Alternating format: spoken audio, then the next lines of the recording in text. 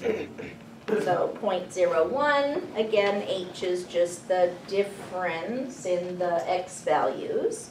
So 0.01. Okay, so my average rate of change is 2 plus h, which is 2 plus 0.01, which is 2.01.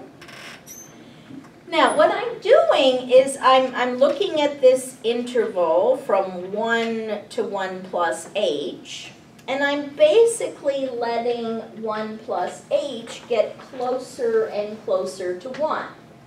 Okay, initially maybe I went from 1 to 2, and then I went to 1, from 1 to 1.5, and then I went from 1 to 1.0 or 1.1. And then I went from 1 to 1.01. Okay, so I'm letting this point get closer and closer to 1. Okay, I'm letting 1 plus h get closer and closer. Little arrow means gets closer and closer to 1. Another way to say that is we're letting h get smaller and smaller. We're letting h get closer and closer to 0. Sometimes we say let h approach 0. Okay. Now, okay, we have this average rate of change, you know, from x equals 1 to x equals 1 plus h, and it's 2 plus h, okay? But what am I going to get if I let h approach 0? So if h gets smaller and smaller and smaller, okay, then, you know, I have, like when h is 0.1, I have 2.1. When h is 0.01, I have 2.01.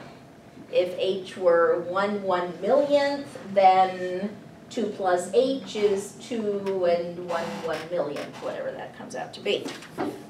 So if h approaches 0, what does 2 plus h get closer and closer to? 2. Now, what would that mean graphically?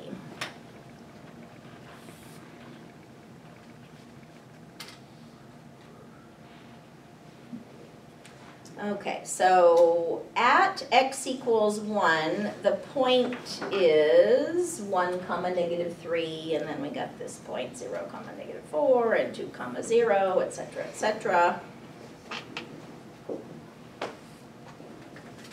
Okay, so if I go from 1 to 2, the slope is 3. From 1 to 1.5, the slope is 2.5. From 1 to 1.1, the slope is 2.1. When h is 0, essentially, when h is so close to 0, then the 2 plus h gets closer and closer to the number 2. Now, this 2 plus h, those are the slopes of the secant lines, okay, the slopes of the lines passing through 2 points.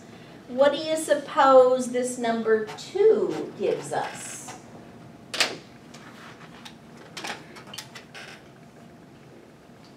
So we've got this line, and then this line, and then this line, and then this line. I'm letting that interval get smaller and smaller. Slope of 0. When the interval is essentially, when h is essentially 0, I'm just getting the slope of the line that passes through the point, the slope of the line that just touches the curve at one point. What did we call that kind of a line in geometry? Tangent. A tangent line. Okay, that's exactly what we get. So this number 2 gives the slope of the tangent line to the graph of y equals f of x, whatever it is, in our case, y equals x squared minus 4, at the point when x is 1, at 1 comma f of 1, in other words, 1 comma negative 3. Okay, so the slope of that tangent line is the number 2. Is when you get closer and closer, you go from 2 to 3, you get, 1 to 2, you get a slope of 3. 1 to 1.5, you get a slope of 2.5. 1 to 1.1, you get a slope of 2.1. You keep letting the h values get smaller and smaller and smaller, closer and closer to 0, then the 2 plus h gets closer and closer to 2. That number 2 is precisely the slope of the tangent line to the graph at x equals 1. This is the first question that you cover in calculus. So the very first question that they're going to ask you once you've reviewed all your pre-calculus for a week or something, they're going to say, well, what we want to do, we know how to find the slope of a line passing through 2 points, right? y2 minus y1 over x2 minus x1. Okay, we got a formula for that. But how do I find the slope of the tangent line to a graph at a particular x value? Okay, and the issue is, so again, this is not what we're doing, but this is why we're doing it. Okay, so, we learned that the slope of the tangent line to any old graph, not just the one we had, but in general, y equals f of x at, start with 1 comma f of 1 is, okay, you take your f of 1 plus h minus f of 1 over 1 plus h minus 1, which is h. Now that's the average rate of change, but then you let h approach 0, okay, and there's a name for that. It's called a limit. So the limit as h approaches 0, then that gives you the slope of the tangent line, at 1 comma f of 1.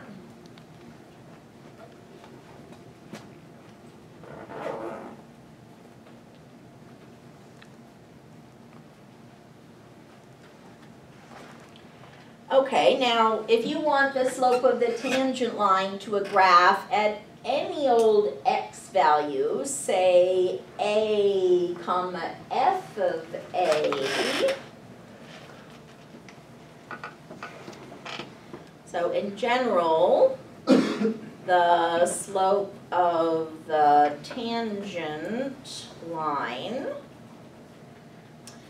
to the graph, y equals f of x, at some arbitrary point, a instead of 1, comma f of a. So instead of 1 comma f of 1, if we want the slope of the tangent line at 3 comma f of 3 or 5 comma f of 5, we take f of a plus h minus f of a over h. That's our average rate of change. But then we do whatever this is, which is not part of this course, but basically we let h get smaller and smaller and smaller, let h approach 0. Okay?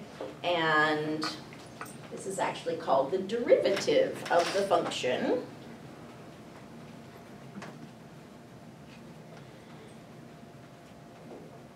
At x equals a, and it's denoted f prime of a.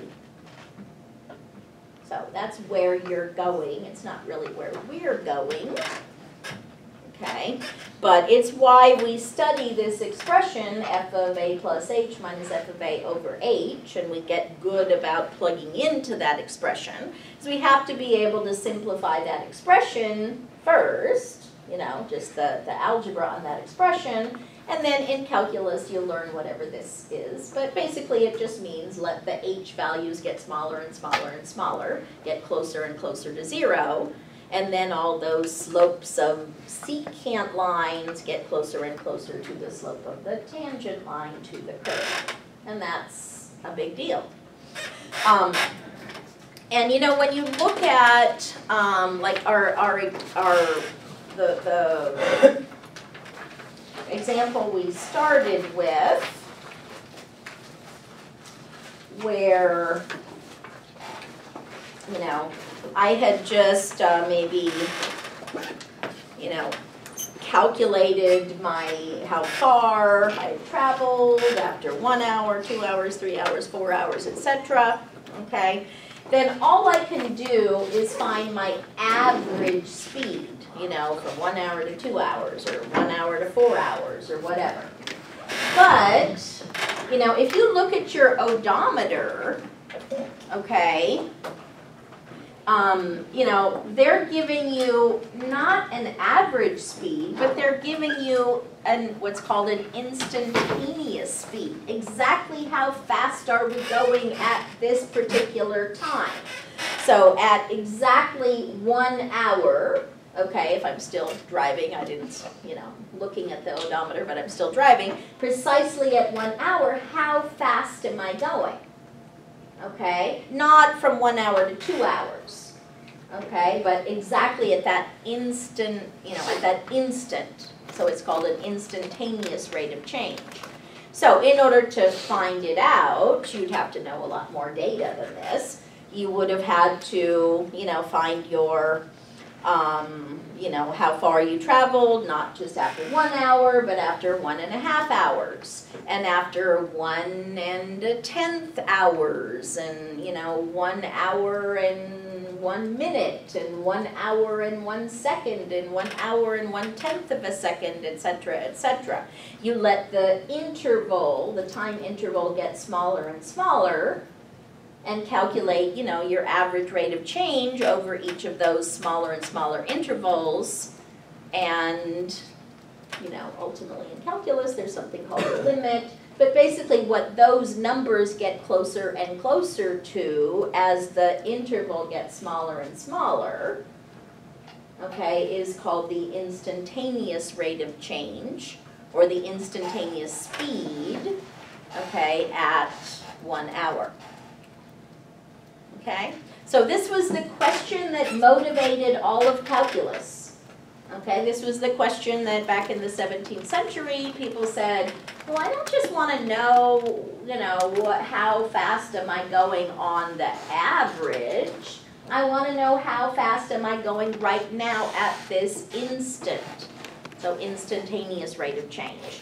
So they came up with, you know, average rate of change, and then, you know, developed this whole concept of a limit where they let the time interval get smaller and smaller and smaller, and they invented calculus. Actually, several people were doing this at the same time.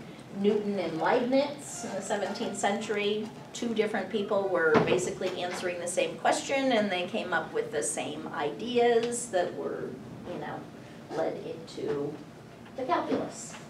Okay, so this whole average rate of change, I mean, the average rate of change is not calculus, but it's leading into it.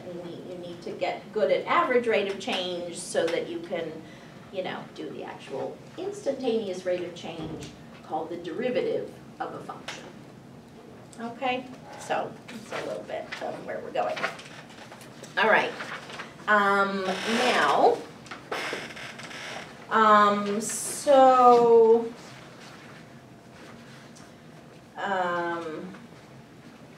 next section.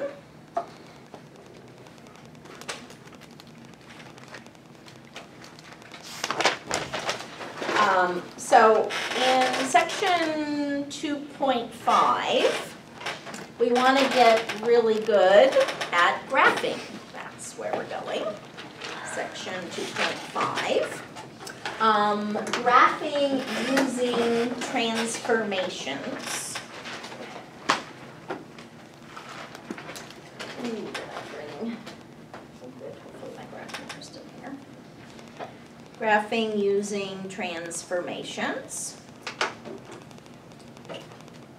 So ultimately we want to get so we can look at a whole bunch of kinds of functions that are related to all of our, what I call template functions, our basic functions, and just look at the equation and know immediately not only that the graph is a parabola or a V-shape or a half a parabola on its side or one of those graphs with asymptotes or whatever, but exactly like where the vertex is and be able to graph the function, you know, very quickly without having to make a table of values, okay?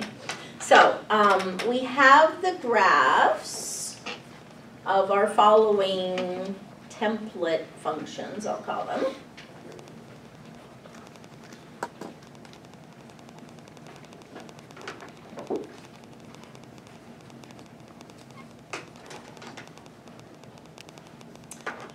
The graphs of the following template functions memorized.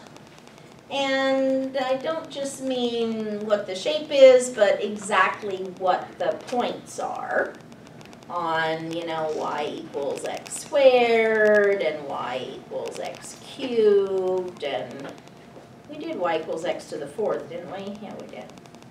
Y equals x to the fourth, y equals the absolute value of x, y equals the square root of x, and y equals 1 over x. So those are our basic functions whose graphs we want to have memorized. Okay, now, whoops, we're going to take functions related to these and move them around. Okay, we're going to see what we do to the function that will actually take the original graph and move it up or move it down, or move it to the right or move it to the left. Or, you know, say you've got some parabola, make it skinnier or less skinny. Or maybe take the graph and reflect it across the x-axis. Or for some graphs, like half a parabola on its side, reflect it across the y-axis. So doing something to the equation, you know, the form of the function, affects what the graph looks like. And we want to learn how to recognize what we do to the equation, what that means about what happens to the graph. Okay. So first we're going to look at what will be called vertical transformations for kind of an obvious reason.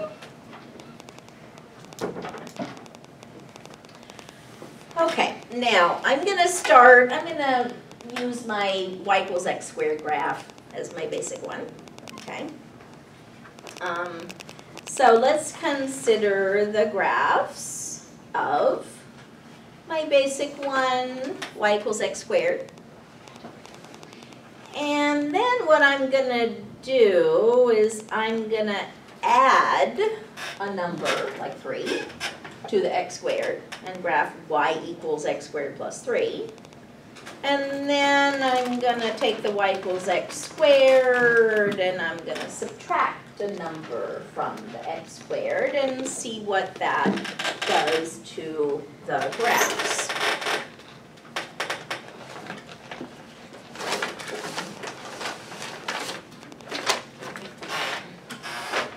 All right, so initially I'm just going to make my, oops, just throwing paper at me, I'm sorry. I'm going to make a table of values for my y equals x squared that, you know, hopefully we have memorized. So -3, we got 9, -2, we got 4, -1, we got 1, 0, 0, 1, 1, 2, 4, 3, 9. So those are the points I want you to have memorized. just so you can, plot y equals x squared quickly. Okay.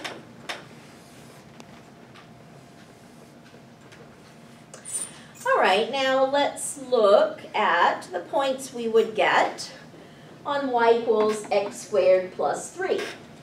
Well, these are already the x squareds for these particular x's. Okay, so I just take the x squared and add 3. So 9 plus 3, or 12. Whoops, 4 plus 3, or 7. 1 plus 3, or 4. 0 plus 3, or 3. 1 plus 3, or 4. 4 plus 3, or 7. 9 plus 3, or 12. Okay, so we'll do the other one later. Let's just plot these.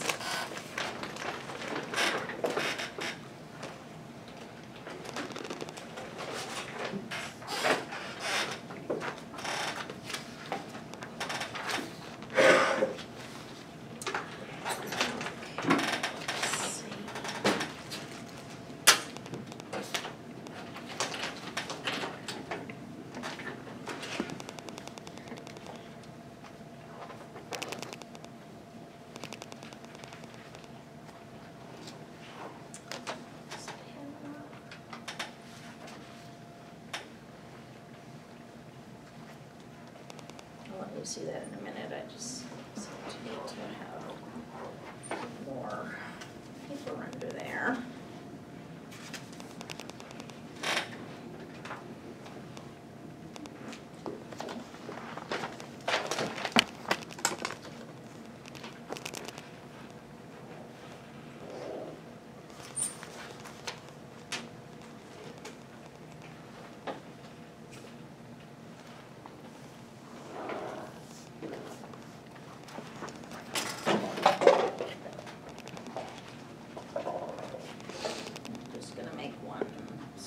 One unit.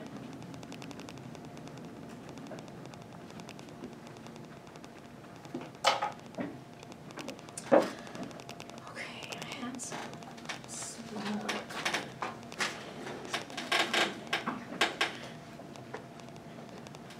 I don't know.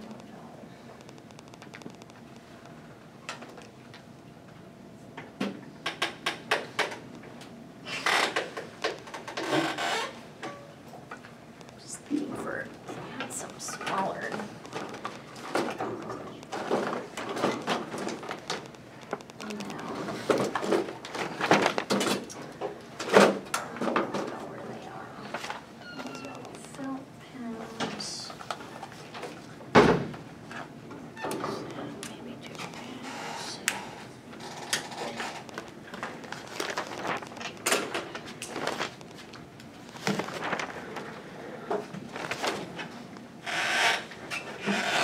Okay, let me plot the regular one.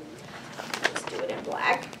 So this is how much I want you to have the points on the regular one memorized. So we got 0, 0, 1, 1, negative 1, 1, 2, 4, negative 2, 4, 3, 9, negative 3, 9.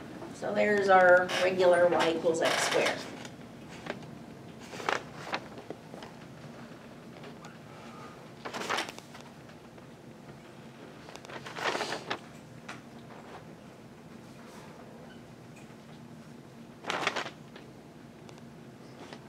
Okay, now let's plot the points on y equals x squared plus 3.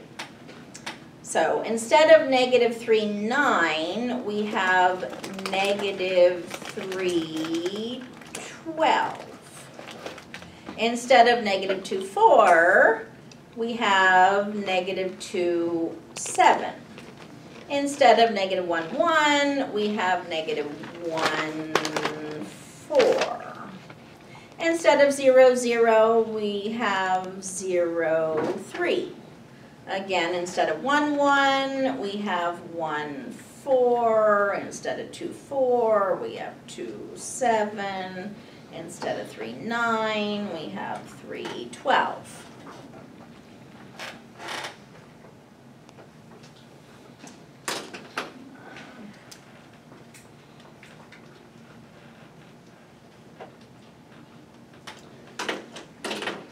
pen say you did too much grading. All your blue pens are dead.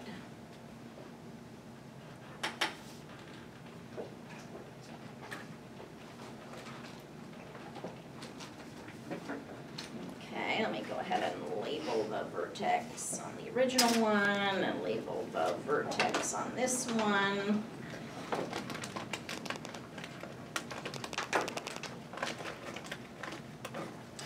Okay, now the shape of the graph of y equals x squared plus 3 is identical to the shape of y equals x squared. It hasn't been made, steeper or less steep, steeper or wider, hasn't done anything like that. It's just been shifted. Okay, instead of this point at 0, 0, the vertex is now at 0, 3. Instead of this point, negative 1, 1, it's now negative 1, 4. Instead of 1, 1, it's 1, 4. Instead of 2, 4, it's 2, 7, or negative 2, 7. Instead of positive 2, 4, it's positive 2, 7.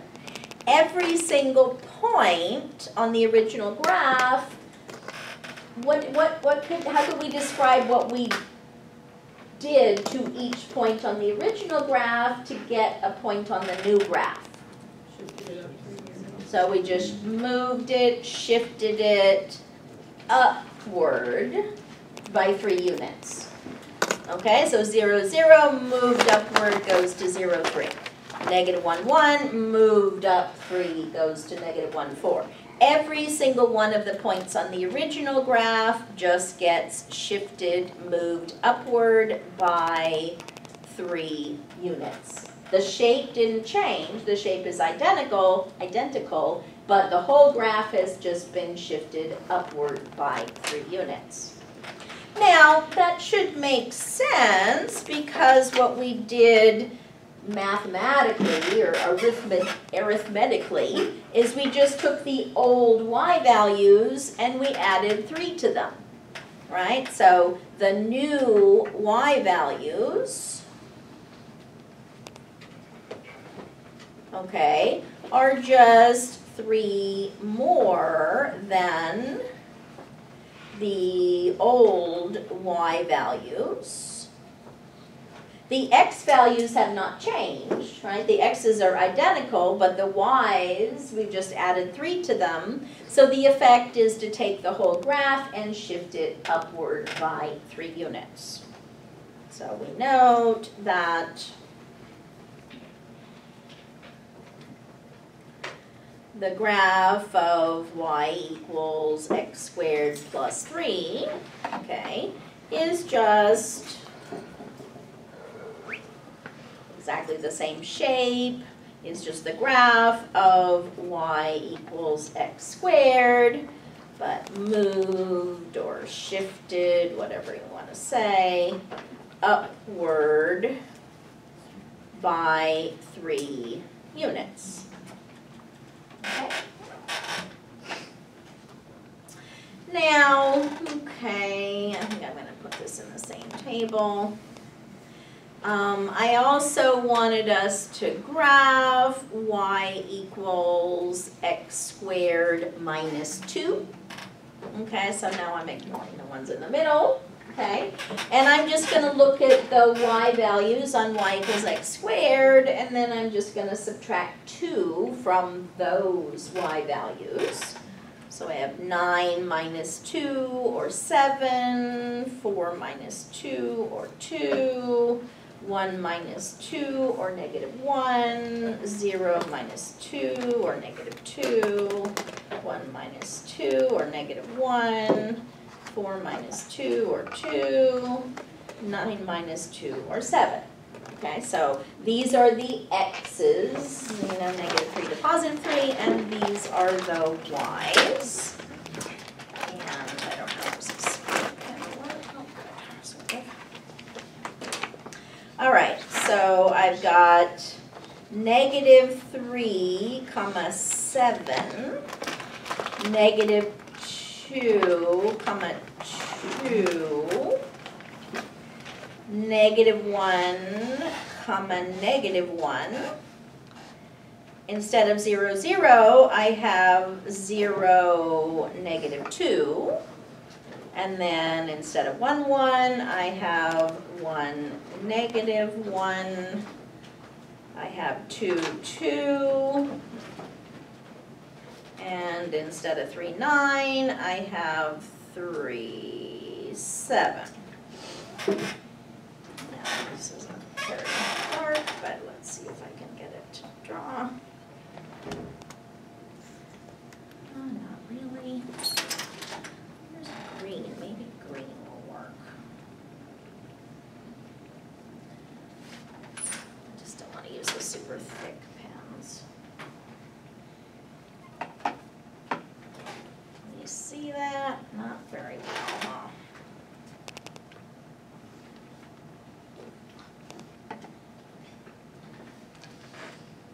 Not very well. Okay, so I think I'm gonna have to do that in blue again. Oh well.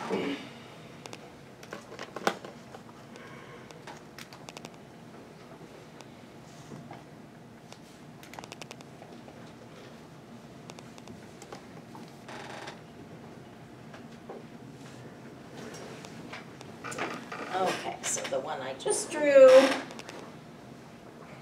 is the graph of y equals x squared minus 2. Notice that the vertex is now at 0, -2 instead of 0, 0. Okay?